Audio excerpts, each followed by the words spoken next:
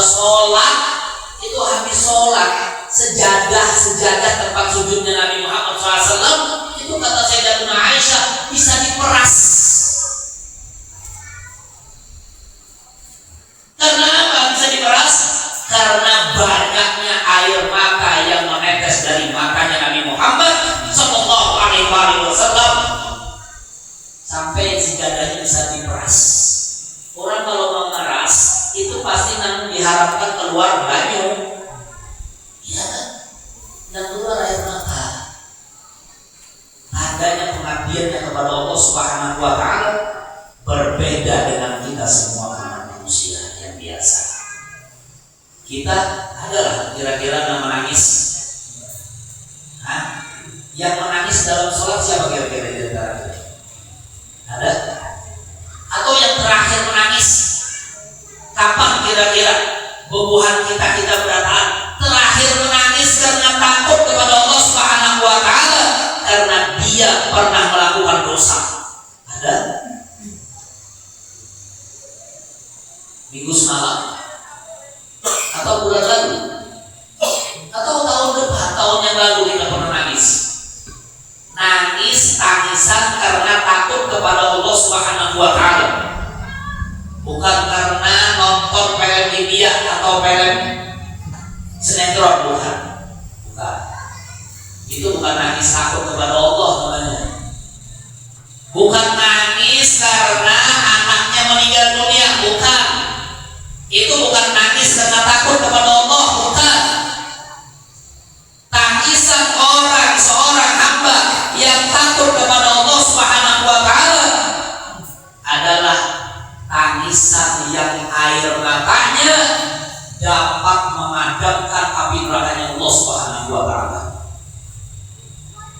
Al-Imam Al-Ghazali radhiyallahu anhu dalam kitab Muqashshifatul Qulub beliau menyebutkan air mata yang menetes karena takut kepada Allah akan bisa memadamkan api nerakanya Allah Subhanahu Wa Taala. Tuh lihat, ya apa? Luar biasa ya. Nah, istimewanya Nabi Muhammad dalam mengibadati Allah Subhanahu Wa Taala itu yang luar biasa. Orangnya tidak pernah bermaksiat, tidak pernah melakukan dosa. Siapa yang pernah mendengar Nabi Muhammad berbuat dosa? Siapa yang pernah mendengar Nabi Muhammad melakukan kemaksiatan? Adakah di antara kita yang pernah mendengar Nabi Muhammad melakukan perbuatan dosa? Ninggalin sholat, tidak bangun malam, tidak ada. Tapi sekalipun orangnya tidak pernah melakukan dosa kepada Allah Subhanahu Wa Taala, tapi demi ibadah Allah Subhanahu Wa Taala, setiap harinya beliau tidak pernah absen, tidak pernah ketinggalan untuk meminta ampun kepada Allah Subhanahu Wa Taala dengan membaca istighfar, Rabbighfirli warhamni wa tub alayya sebanyak 70 kali pagi dan sore. Orangnya tidak berdosa, orangnya tidak pernah berbuat maksiat. Istimewanya sebagai hamba Allah Subhanahu Wa Taala, beliau masih minta ampun kepada Allah Subhanahu Wa Taala. Dosa apa kira-kira yang dilakukan oleh Nabi Muhammad sampai rutinnya itu minta ampunnya itu sehari 70 pagi dan sore? Beda kan dengan kita? Kita gawian maksiat terus, gawian mengoleh orang terus, gawian nyakati orang terus, gawian memfitnah orang terus, gawian menceritakan aib orang lain. Tapi kita tidak sadar-sadar, tidak mau minta ampun kepada Allah Subhanahu Wa Taala. Lebih baca istighfar setiap hari sampai 70 kali. Ya, sudah ada baca istighfar, dosanya sudah tiap hari. Kepada lawan kawannya, tenang aja Tuhan nyai, kita insya Allah diampuni Allah Taala masuk surga berapa? kuitan pian. Nah, surga punya keluarga kita atau punya nenek moyang kita. Husnudonnya luar biasa, tapi husnudon yang salah itu, ya kan? Itu. Nah, inilah kemuliaan yang diberikan oleh Allah Subhanahu wa Ta'ala kepada Nabi besar kita Muhammad Sallallahu Alaihi Wasallam, dikhususkan oleh Allah Subhanahu wa Ta'ala hanya untuk beliau. Tidak ada seorang pun para nabi, seorang pun para rasul yang mendapatkan keistimewaan seperti keistimewaan yang diberikan oleh Allah Subhanahu wa Ta'ala kepada Nabi kita Muhammad Sallallahu Alaihi Wasallam. Lebih istimewa lagi, peristiwa Isra wal Mi'raj diabadikan oleh Allah Subhanahu wa Ta'ala di dalam kitab suci Al-Quran, di dalam dua surah yang berbeda. Tadi yang kita dengar dari surah Al-Isra, ya, itu. Di dalam surah yang lainnya, di surah An-Najm, Allah menceritakan dengan detail peristiwa Isra wal Mi'raj Nabi besar Muhammad Sallallahu Alaihi Wasallam. Kalau tadi dibacakan ayat pertama dari surah Al-Isra, karena hanya satu ayat itu saja yang menyebutkan tentang cerita Isra. Ayat kedua, ayat ketiga sampai habis itu surah Al-Isra, tidak ada lagi yang berkaitan dengan cerita yang ayat pertama. Itu ceritakan sama Allah bikin skenario yang luar biasa untuk memuliakan dan mengistimewakan Nabi Muhammad SAW, sampai Allah Subhanahu wa Ta'ala jadikan semua mukjizat para nabi-nabi sebelum Nabi kita Muhammad SAW itu dikumpulkan pada diri Nabi Muhammad SAW. Apa aja? Apa saja mukjizatnya para nabi, dari zaman Nabi Adam sampai Nabi Allah Isa alaihissalam, semuanya terkumpul pada Nabi kita Muhammad SAW. Bahkan mukjizat Nabi Muhammad SAW saking banyaknya tak terhingga. Disebutkan oleh Sahibul Maulid. Tadi Maulid apa ibaratnya? Maulid Azam. Di dalam Maulid Al-Habsyi disebutkan apa? Jami'us Syifatil Kamaliyah. Semua sifat-sifat yang sempurna, sifat-sifat yang mulia, semuanya bersumber dan berasal dari sifatnya Nabi Muhammad SAW. Semua, bukan lagi karomah, mukjizat, gitu. Maka itu kita sering mendengar di dalam sejarah itu Nabi Muhammad SAW itu kalau jadi imam sholat, ya, padahal nggak pakai mic seperti sekarang ini nih. Kalau dulu tuh pakai mic nih, dikasih mic nih. Nabi Muhammad itu kalau sholatnya di Masjidil Haram. Ya, Sayyidatuna Ummi Hani radhiyallahu anha, sahabat Nabi Muhammad perempuan, itu sholatnya di rumahnya di dalam kamarnya. Tapi beliau meriwayatkan kalau beliau mendengar suaranya Nabi Muhammad SAW yang lagi sholat di Masjidil Haram. Gitu. Adalah kira-kira sholat orang-orang tuh suaranya sampai ke rumah, ya, pakai mic baru sampai ke rumah. Kalau Nabi Muhammad enggak, itu suaranya itu sampai bisa kedengaran, ya, oleh orang-orang dari kejauhan. Bahkan ada satu orang sahabat yang waktu itu diutus oleh Nabi Muhammad SAW ke Romawi, itu mendengar Nabi Muhammad SAW memerintahkan kepada seorang sahabat untuk duduk waktu itu. Nabi Muhammad di kota Madinah nyuruh sahabat, ada yang berdiri, lagi majelis, disuruh duduk sama Nabi Muhammad. Tahu-tahunya sahabat yang di sana itu, yang di Roma itu, mendengar suaranya Nabi Muhammad, langsung dia buru-buru duduk. Yang lain terakhir duduk. Kenapa kamu begitu langsung duduk? Kawan-kawannya waktu itu kawan di sana, iya, aku dengar suaranya Nabi Muhammad SAW memerintahkan duduk. Aku kira aku yang disuruh duduk. Subhanallah.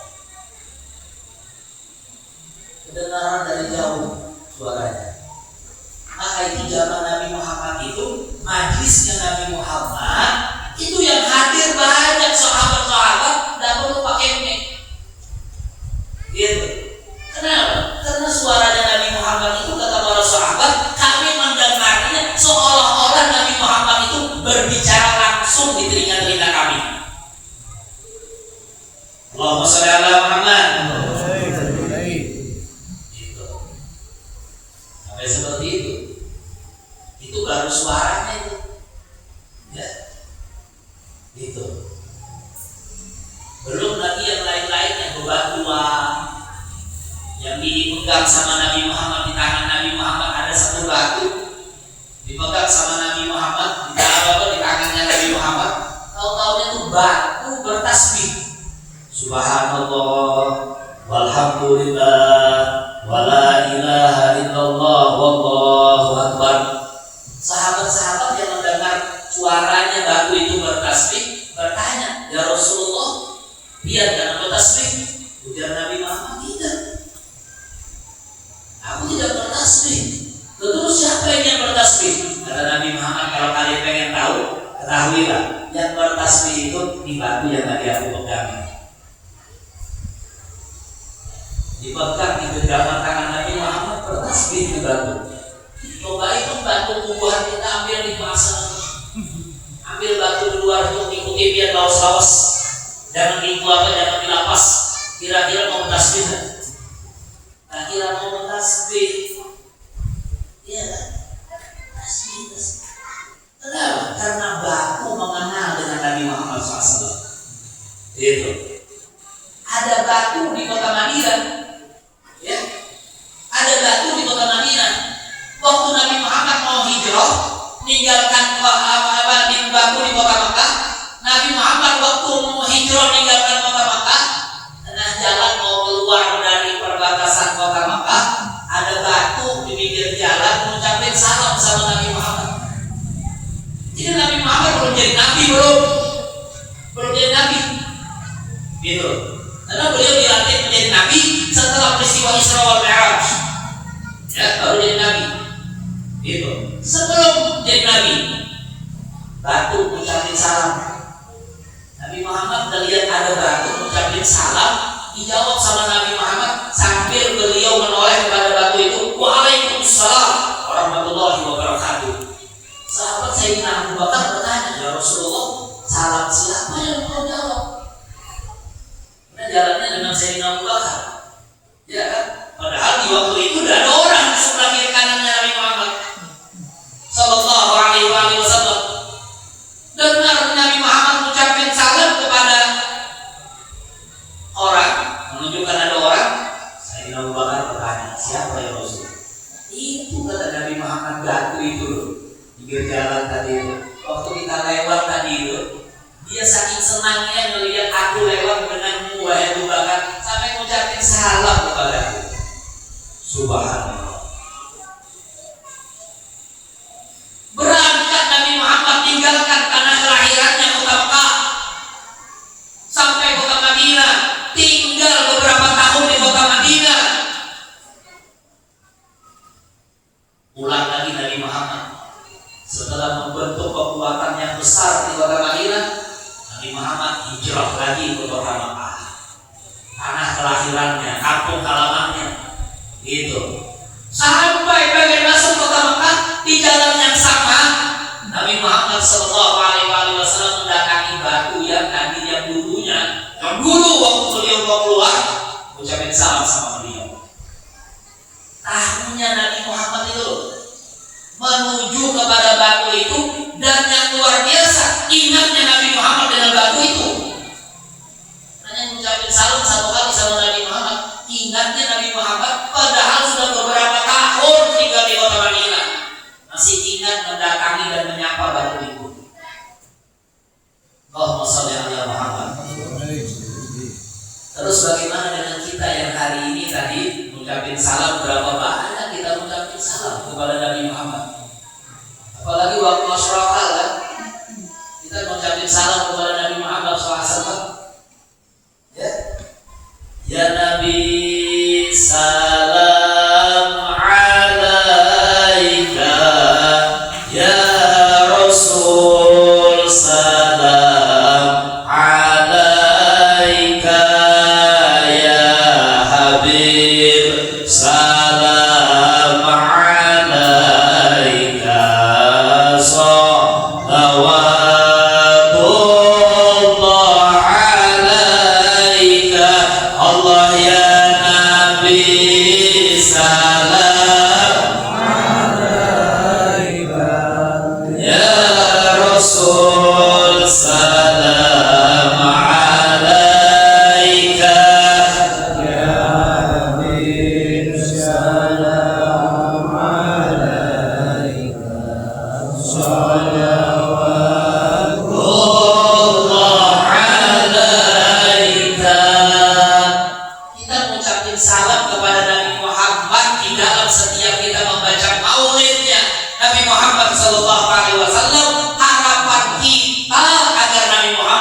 tidak akan pernah lupa dengan kita yang mengucapkan salam kepada Nabi Muhammad SAW. Kalau batu saja satu kali mengucapkan salam diingat terus sama Nabi Muhammad, terus bagaimana kita semua umat Nabi Muhammad yang hari ini memperingati peristiwa Isra wal Mi'raj, yang hari ini membaca maulidnya, yang hari ini membaca manaqibnya, yang hari ini membaca sejarahnya, kemudian mengucapkan salam kepada Nabi Muhammad sallallahu alaihi wasallam dengan salam berulang-ulang kali. Kita ucapkan kehadiran Nabi besar Muhammad sallallahu alaihi wasallam. Harapannya mudah-mudahan Nabi Muhammad tidak lupa dengan kita selamanya. Insyaallah. Nanti waktu kita dibangkitkan di yaumil qiyamah, insyaallah Nabi Muhammad akan kenal kita semuanya.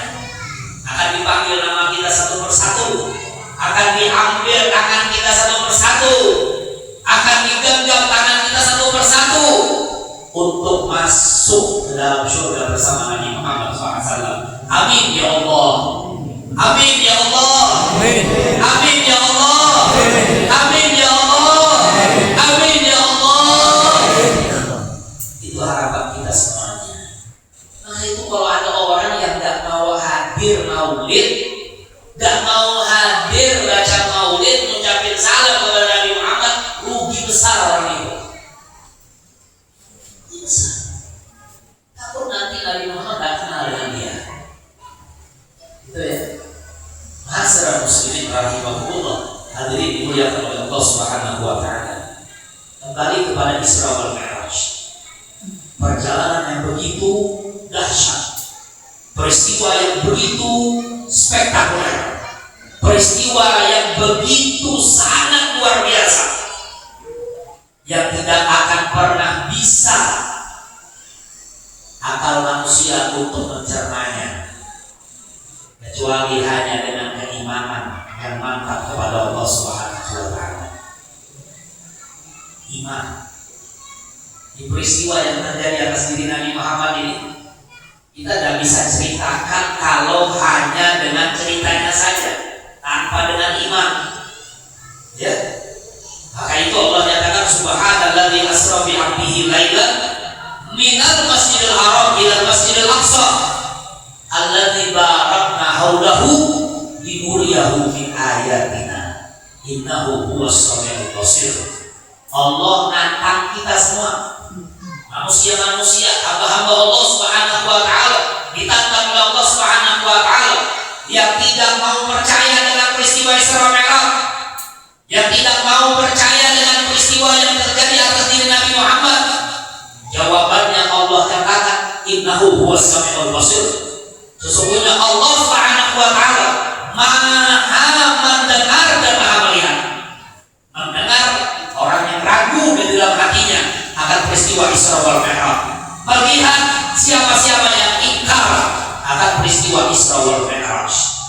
Dan kalau sudah Allah mengetahui orang itu di dalam hatinya ingkar, tidak beriman, maka Allah Subhanahu wa taala akan tutup mata hatinya sehingga tidak akan pernah lagi bisa menerima peristiwa-peristiwa yang dahsyat yang terjadi daripada mukjizatnya Nabi Muhammad sallallahu alaihi wasallam.